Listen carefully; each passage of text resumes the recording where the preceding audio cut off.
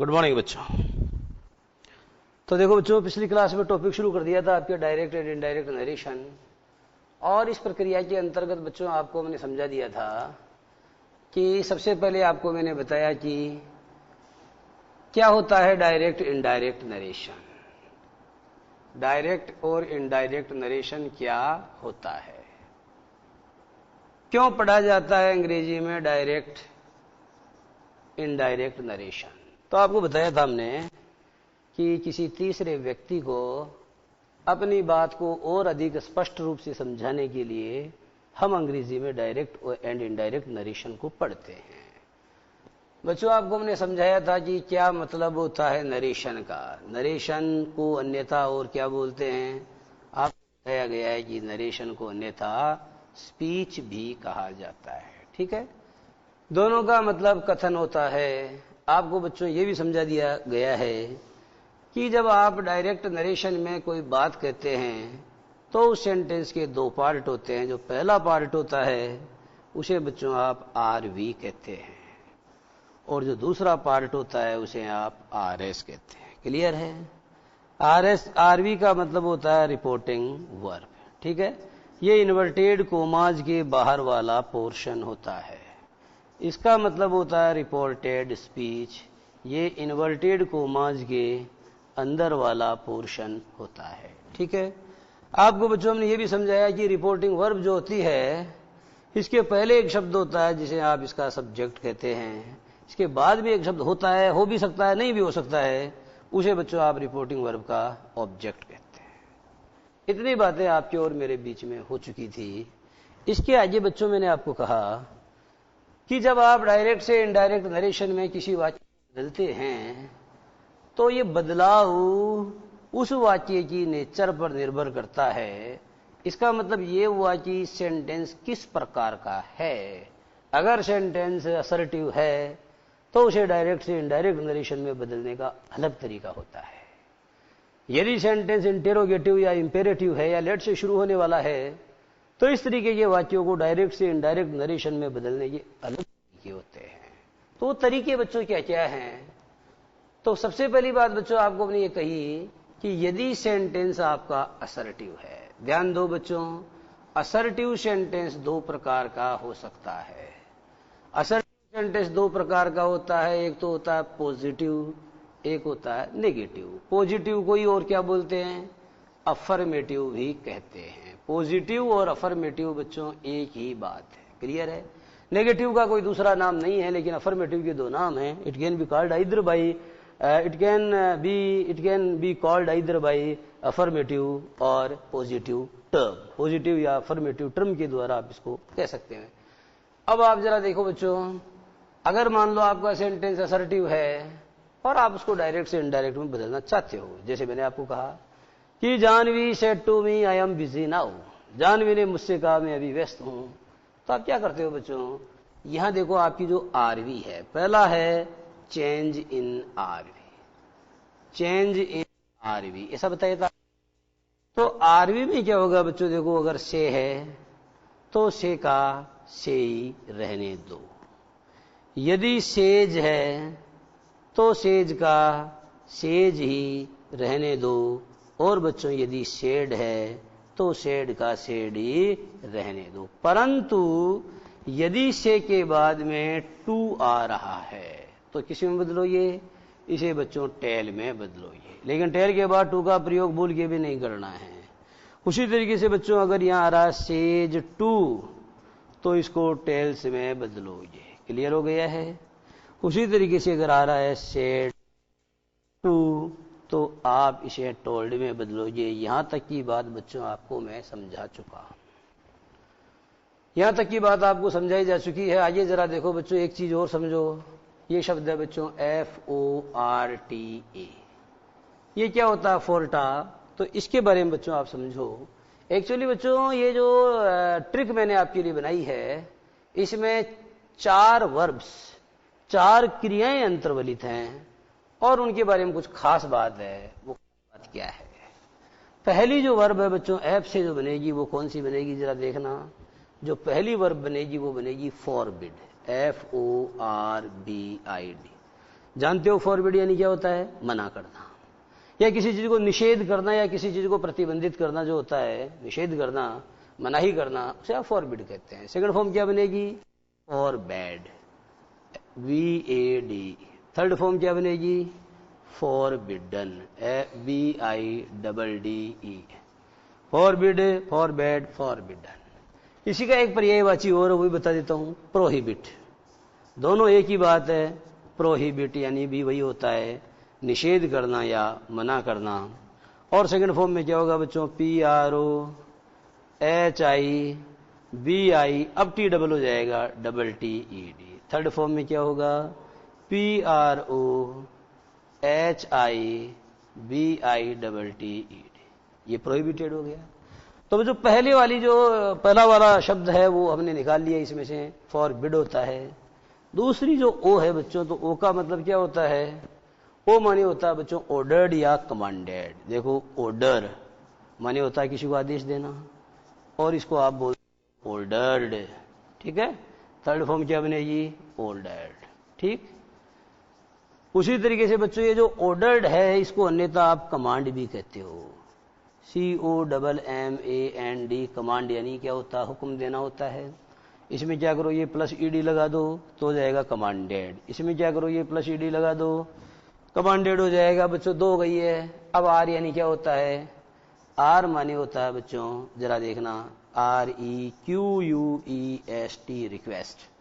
और रिक्वेस्ट में क्या करो? ये ED जोड़ो, ये रिक्वेस्टेड हो जाएगा, इधर भी रिक्वेस्टेड हो जाएगा। ये है बच्चों टेल, TELL। टेल का क्या बनेगा? टोल्ड। और इधर क्या बनेगा? टोल्ड। और अंतिम जो है बच्चों वो है एडवाइज, ADVISE। ध्यान दो बच्चों, एस का प्रयोग किया है मैंने, सी का प्रयोग नहीं किया है।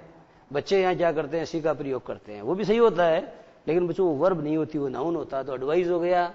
अब आप इसकी सेकंड फॉर्म बनाओगे, पहले आ रहा था, आप इसमें केवल डी जोड़ दो, और इधर क्या करो? इधर भी आप डी जोड़ दो। ये जो बच्चों वर्ब्स मैंने बोर्ड पर लिखाई हैं, इनका अपना महत्व है। इनका अपना महत्व क्या है? इनका अपना महत्व बच्चों यह है कि इन तमाम क्रियाओं के बाद में टू का प्रयोग करना सख्त मना। जैसे शी टोल्ड टू मी, ये गलत हो गया बच्चों, क्योंकि मैंने टू लगा दिया है। आपको कहना पड़ेगा शी टोल्ड मी।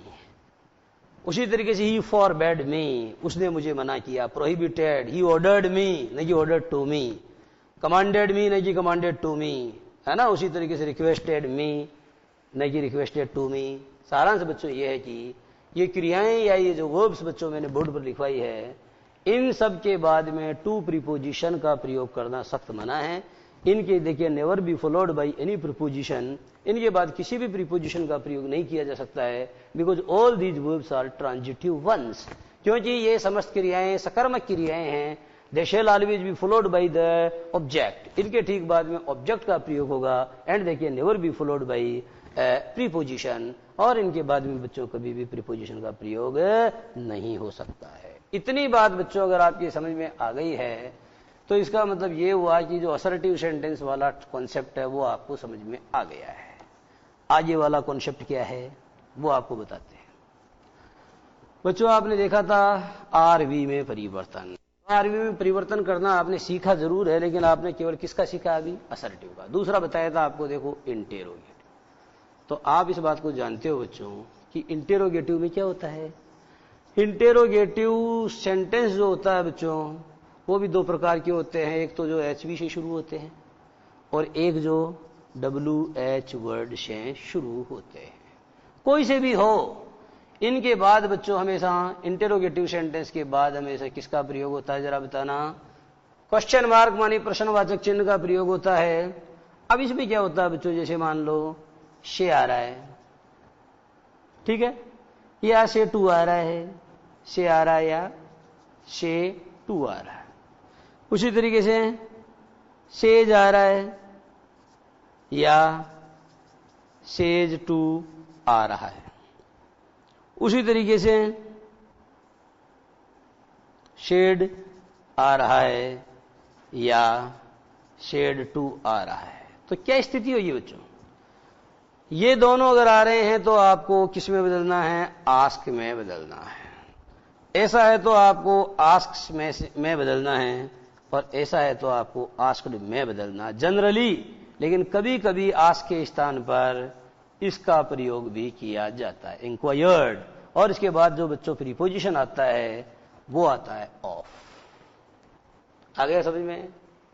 हालांकि मैंने जल्दी जल्दी में बता तो दिया था, फिर भी जिन बच्चों की अगर मान लो किसी के समझ में नहीं आया हो तो ये चीज आप लोगों को दोबारा जो है रिपीट करके आपके सामने मैंने प्रस्तुत कर दी है। आप लोग बच्चों इसको उतारें, समझो। इंटेरोगेटिव माने जो प्रश्नवाचक वाक्य होते हैं, they are of two kinds, वो दो प्रकार के होते हैं, those beginning with HV and those beginning with WH word, अर्थात ऐसे प्रश्नवाचक वाक्य जो किसी HV, किसी हेल्पिंग वर्ब माने किसी सहायक क्रिया से शुरू होते हैं, जिन्हें आप यस नो क्वेश्चंस कहते हैं। Because they can be answered, क्योंकि उनका जवाब दिया जा सकता है आइदर इन अफर्मेशन और इन निगेशन, क्योंकि बच्चों उनका जवाब दिया जा सकता है सकारात्मक रूप से या नकारात्मक रूप से। That's why they are also called as, यही वजह है कि आप उनको और क्या बोलते हैं, they are also called as yes no questions. इसके आगे बच्चों आप देख रहे हैं WH वर्ड से शुरू होने वाले सवाल भी हैं। अब बात यह है कि आपका इंटेरोगेटिव सेंटेंस चाहे HV से शुरू हो रहा हो, चाहे WH वर्ड से शुरू हो रहा हो, लेकिन बच्चों that sentence will always and with a question mark, परंतु वह सेंटेंस या जो वाक्य होगा वह हमेशा एक क्वेश्चन मार्क अर्थात एक प्रश्नवाचक चिन्ह से समाप्त होता है। दिस इज द आइडेंटिफिकेशन, ये बच्चों पहचान है। अगर आपको पहचान में बात आ गई है तब आपको क्या करना पड़ेगा, आपको बच्चों रिपोर्टिंग वर्ब में चेंज करना पड़ेगा। यदि से या से टू आ रहा है तो आपको आस्क में बदलना चाहिए, यदि सेज या सेज टू आ रहा है तो आपको आस्क में बदलना चाहिए, और अगर बच्चों सेड या सेड टू आ रहा है तो आपको आस्क्ड में बदलना चाहिए। ठीक है, लेकिन यह भी ध्यान दो बच्चों कि आस्क के बाद में टू का प्रयोग नहीं होगा, जैसे टेल या टोल्ड के बाद में नहीं हुआ था। इंक्वायर्ड के बाद में टू का प्रयोग तो नहीं होता, लेकिन बच्चों इंक्वायर्ड के बाद में अक्सर किसका प्रयोग देखा जा सकता है, इंक्वायर्ड के बाद में बच्चों अक्सर उसका प्रयोग देखा जा सकता है। बताओ किसका प्रयोग देखा जा सकता है, इंक्वायर्ड के बाद में बच्चों अक्सर उसका प्रयोग देखा जा सकता है, ऑफ का। क्लियर है? अब बच्चों तीसरा वाला जो सेंटेंस है वो कैसा होता है देखना। अब आपको हम तीसरे वाले सेंटेंस के ऊपर क्या करेंगे, I am going to throw light.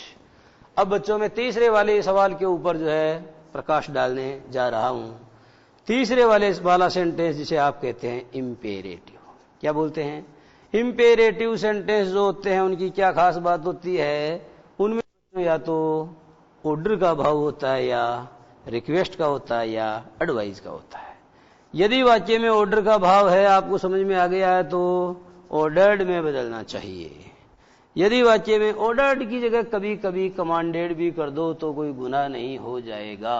Clear है? Because they are synonyms. उसी तरीके से बच्चों आर का मतलब होता है, अगर उसमें प्लीज या काइंडली आ रहा है तो आपको ऐसे सेंटेंस को रिक्वेस्टेड में बदलना चाहिए।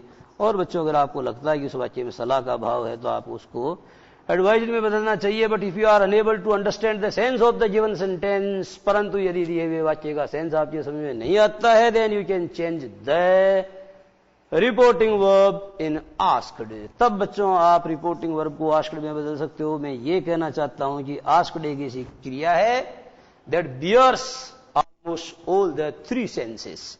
आस्क बच्चों एक ऐसी क्रिया है जो लगभग तीनों या चारों अर्थों को एक साथ वहन करती है, धारण करती है। कैसे? आस्क का मतलब बच्चों क्या होता है, आस्क हिम टू गो, उसको जाने के लिए कहो, यह आदेश है। ठीक है? Ask him to help me, उसे मेरी सहायता करने के लिए कहो, यह गुजारिश है। Ask him to consult a good doctor, उसको कहो कि वो अच्छे डॉक्टर से कंसल्ट करे, ये बच्चों एडवाइस है। और आस्क हिम द क्वेश्चन, सवाल उससे पूछो, ये आस्क का मतलब यहाँ आस्क है। इसका मतलब बच्चों आप क्या समझिए कि अंग्रेजी में आस्क का मतलब सिर्फ पूछना नहीं होता। आस्क वर्ब है जिसका मीनिंग बच्चों कॉन्टेक्स्ट पर निर्भर करता है। It can also impart the meaning of order, ये आदेश का मीनिंग भी इम्पार्ट कर सकती है। It can also impart the meaning of request, ये निवेदन या गुजारिश का मीनिंग भी इम्पार्ट कर सकती है। And also it can impart the meaning of advice, और बच्चों साथ ही साथ ये एडवाइस मानी जो सलाह है उसका मीनिंग भी क्या कर सकती है, इम्पार्ट कर सकती है। Is it clear? तो बच्चों आपने ये देखा कि इस स्थिति में आपको ऑर्डर, रिक्वेस्टेड या एडवाइस भी बदलना चाहिए। और यदि आपके भाव समझ में नहीं आए तो आपको रिपोर्टिंग वर्ब को आस्क्ड में बदलना चाहिए। इतनी बात अगर समझ में आ गई तो बच्चों ये बहुत खुशी की बात है।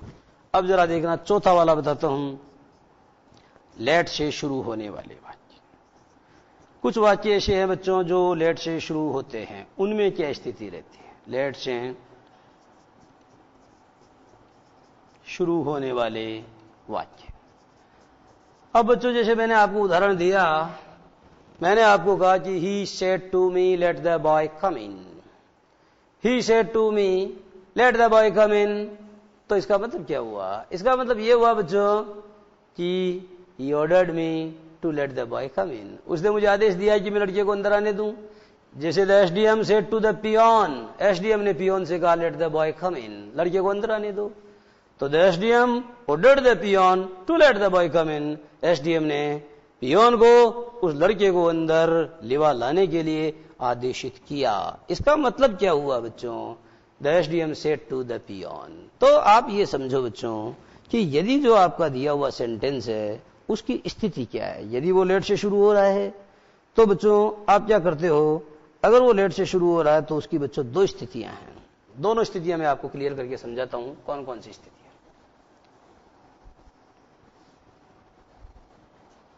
ध्यान देना बच्चों, पांचवा पॉइंट बहुत इंपॉर्टेंट है। लेट का प्रयोग बच्चों दो अर्थों में किया जाता है। एक अर्थ तो इसका बच्चों क्या है? लेट द बॉय, बोलो क्या आ गया? बॉय आ गया। एक में आ गया बच्चों लेट अस।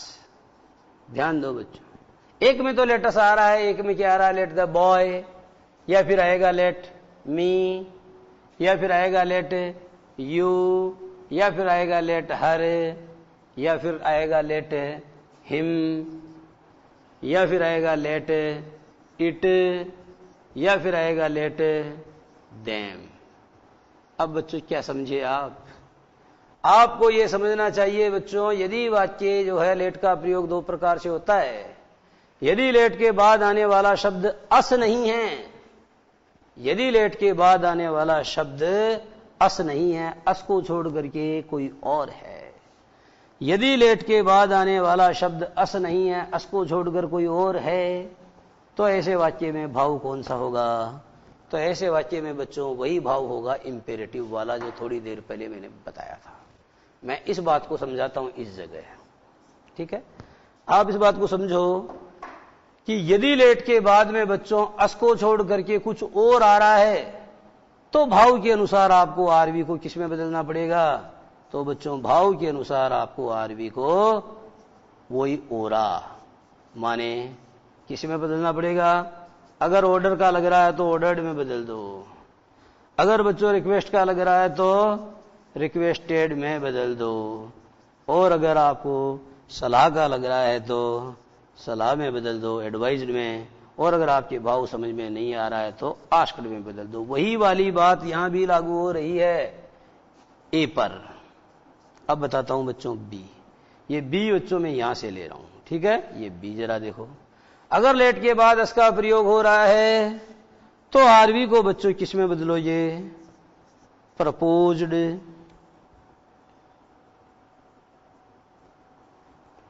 ठीक है?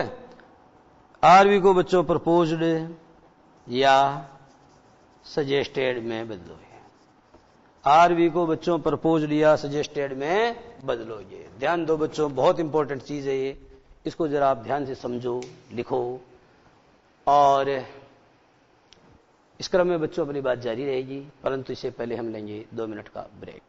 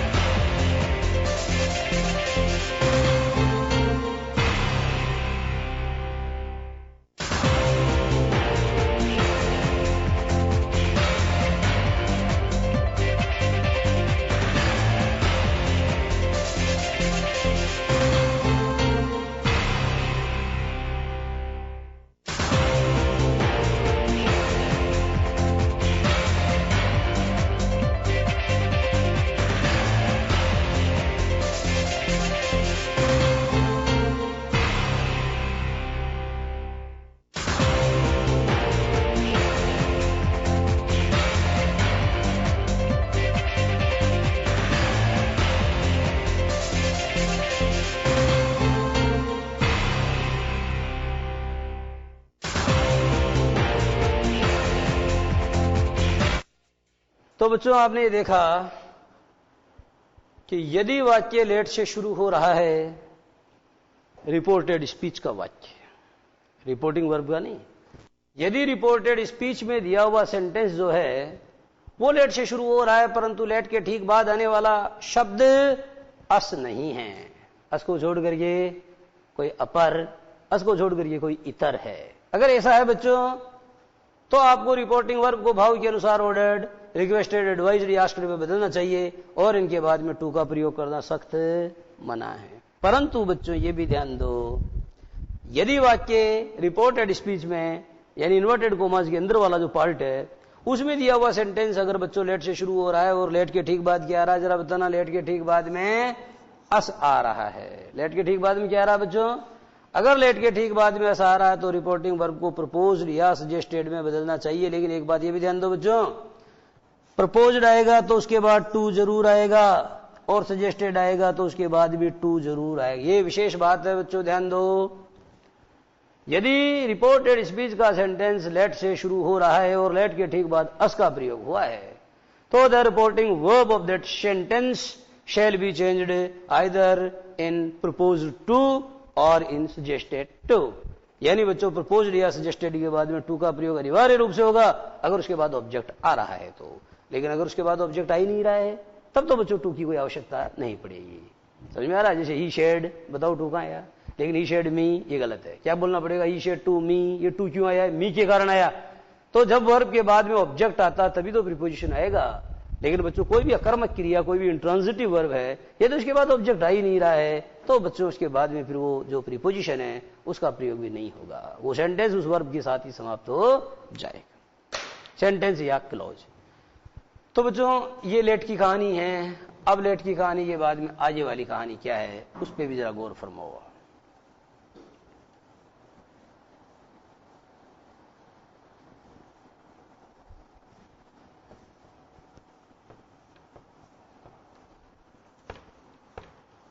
कुछ सेंटेंस ऐसे होते हैं बच्चों जो एक्सक्लेमेटरी होते हैं।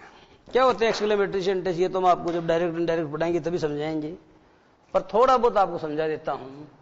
अगर बच्चों सेंटेंस आपका कैसा है, एक्सक्लेमेटरी है, ठीक है, एक्सक्लेमेटोरी। अगर आपका सेंटेंस बच्चों एक्सक्लेमेटोरी यानी एक्सक्लेमेटरी यानी विस्मयादि बोधक है तो ऐसे वाक्य में रिपोर्टिंग वर्ब को किस में बदलोगे जरा देखना। ऐसे वाक्य में रिपोर्टिंग वर्ब को ये है आरवी, आरवी को किस में बदलोगे, एक्सक्लेम्ड। ध्यान देना बच्चों, यहां आई का प्रयोग हुआ है और यहां पर आई का प्रयोग नहीं हुआ है, ये खास बात है। एक्सक्लामेटरी यहां आई हट जाता है लेकिन वहां आई रहता है। एक्सक्लेम यानी होता है बच्चों किसी बात को सही विस्मय कहना, किसी बात को आश्चर्य के साथ कहना, एक्सक्लेम होता है। Exclaimed with J S S, आपको आरवी को बदलना पड़ेगा exclaimed with J S S. अब बच्चों exclaimed with J S S का मतलब क्या हुआ, एक का मतलब तो हो गया, जरा देखना, एक्सक्लेम्ड विद, अगर वाक्य में खुशी का भाव है तो आप क्या करोगे, एक्सक्लेम्ड विद जॉय। अगर खुशी का भाव है तो आप कहते हो एक्सक्लेम्ड विद जॉय। कैसे, जैसे बच्चों कई बार कहते हैं कि hurrah I have won the match, माने हुर्रा मैंने मैच जीत लिया, तो इसमें खुशी है, तो बच्चों यहां आपको कहना पड़ेगा एक्सक्लेम्ड विद जॉय, ठीक है, आपको यहां कहना पड़ेगा एक्सक्लेम्ड विद जॉय। उसी तरीके से बच्चों अगर वाक्य में क्या आ रहा है, ध्यान दो बच्चों, इसको पहचानने का तरीका है हुर्रा। क्या है, हुर्रा ज्यादातर आता है। और बच्चों अगर वाक्य में दुख का भाव है तो आप क्या करोगे, वही एक्सक्लेम्ड विद सोरो, SORROW। क्लियर हो गया है? इसको पहचानने का तरीका ALAS, अल्लास। क्लियर? आगे और देखो, आगे और देखो बच्चों, एक्सक्लेम्ड विद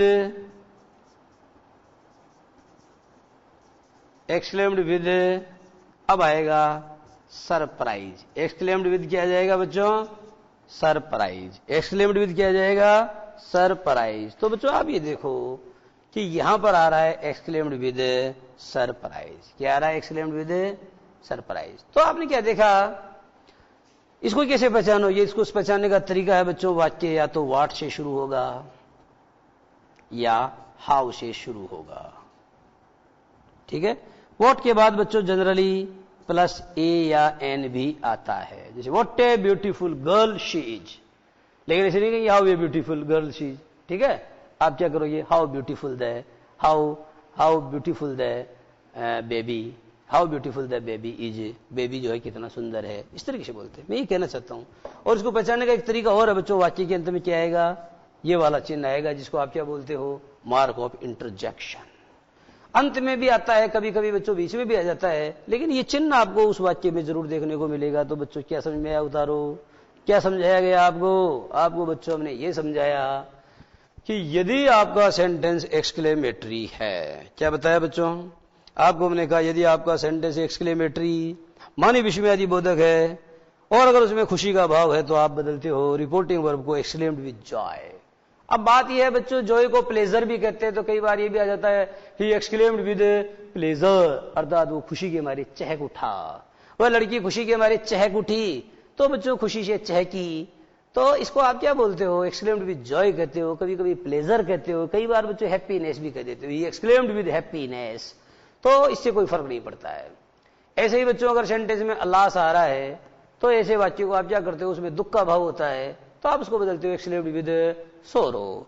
और जो बच्चों वाक्य आज दिया गया एक्सक्लेम्ड विद सरप्राइज, या कई बार आप करते हो एक्सक्लेम्ड विद वंडर, क्योंकि surprise and wonder are the synonyms. ऐसे वाक्यों को पहचानने का तरीका यह है कि ऐसे वाक्यों के अंत में एक तो मार्क ऑफ इंटरजेक्शन तो आता ही आता है, सभी में आता हो, तो इसमें हुर्रा वाले अला से पूरे एक्सक्लेमेटरीज में आता है। ठीक है, लेकिन ऐसे वाक्यों को पहचानने का तरीका यह है कि ऐसे वाक्यों के शुरू में क्या आता है बच्चों, व्हाट ए। ठीक है, समझ में आ गया है, व्हाट ए या एन का प्रयोग होता है, हाउ का प्रयोग होता है।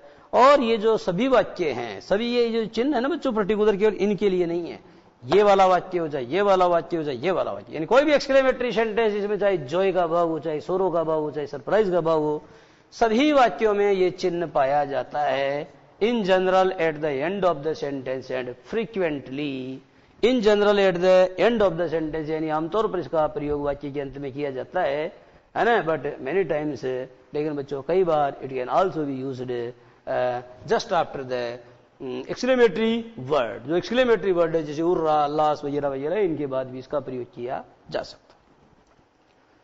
तो बच्चों एक्सक्लेमेटरी सेंटेंस समझ में आ गया है, इनमें आश्चर्य का भाव होता है। मेरा मतलब यह है बच्चों, आश्चर्य का क्यों होता है, इसमें मन के जो आकस्मिक उद्गार हैं उनका भाव होता है, खुशी का भाव होता है, गम का भाव होता है, ताज्जुब या हैरान हो जाने का भाव होता है। क्लियर हो गया है।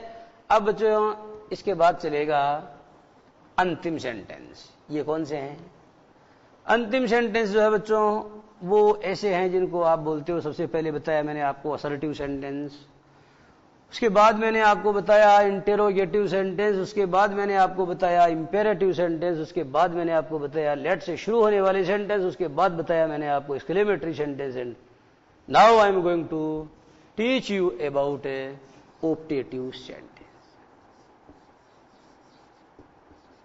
ये है बच्चों ऑप्टेटिव सेंटेंस। ये क्या होते हैं, ये तो बच्चों इनका हिंदी अनुवाद करते हैं प्रार्थना वाले वाक्य, नहीं, इनको कहो आप मनोकामना सूचक वाक्य। कैसे वाक्य होंगे, अगर आप इनका हिंदी अनुवाद करना चाहते हो तो इन्हें कहो मनोकामना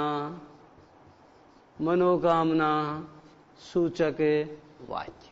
अब बच्चों ये बताओ, आप क्या मनोकामना मांगते हो ईश्वर के पास जाकर, ये दुआ मांगते हो, आप जो है मेरा जो है एग्जाम में सिलेक्शन हो जाए, मुझे बहुत अच्छे I should pass the exam with flying colours, मैं अच्छे नंबरों से परीक्षा को पास करूं, ये दुआ है।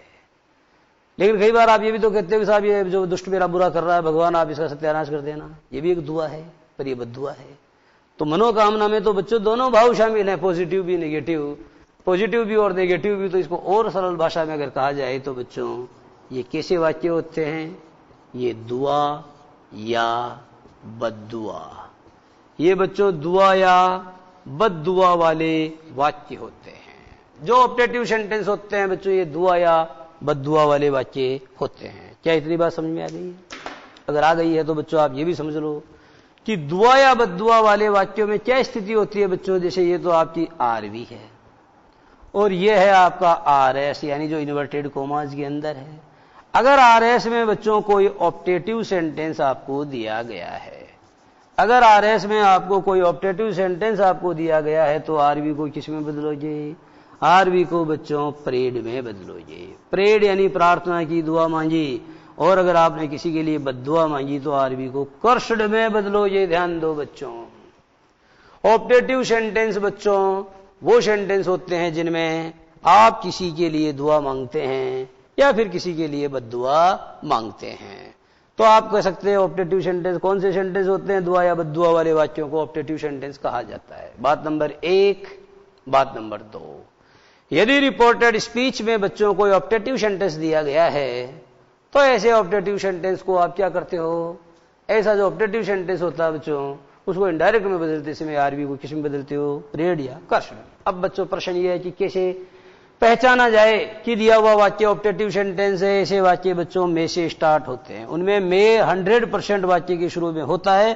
कभी कभी वो बच्चों अंडरस्टूड भी होता है, जैसे मैंने आपको कहा मे गॉड ब्लेस यू, तो आप पहचान गए कि ये कैसा सेंटेंस है, ये ऑप्टेटिव है। लेकिन कई बार बच्चों ये भी तो कहते हैं God bless you, God bless you, उसके अंदर बच्चों मॉडल अंडरस्टूड है। अब आप ये कहोगे सर आपको कैसे पता चला कि इसमें मॉडल अंडरस्टूड है? यही तो बात है बच्चों, यही तो बात है। आपको भी पता चल सकता है अगर आप जरा सा अपना दिमाग अप्लाई करें तो। बहुत आसान है, लेकिन इस बात के ऊपर कोई विचार क्यों नहीं करता है? और जब वो विचार नहीं करता तो फिर वो शब्दों का संविधान नहीं समझ पाता। If you want to understand, if you want to go through the constitution of words, अगर बच्चों आप शब्दों के संविधान को जानना चाहते हैं, समझना चाहते हैं, तो इस बात के ऊपर जरा गौर फरमाओ, बात आपकी आसानी समझ में आ जाएगी। क्या बात है? एक सेंटेंस से अपनी बात क्लियर करता हूं, बिल्कुल सरल sentence, God bless you, God bless you.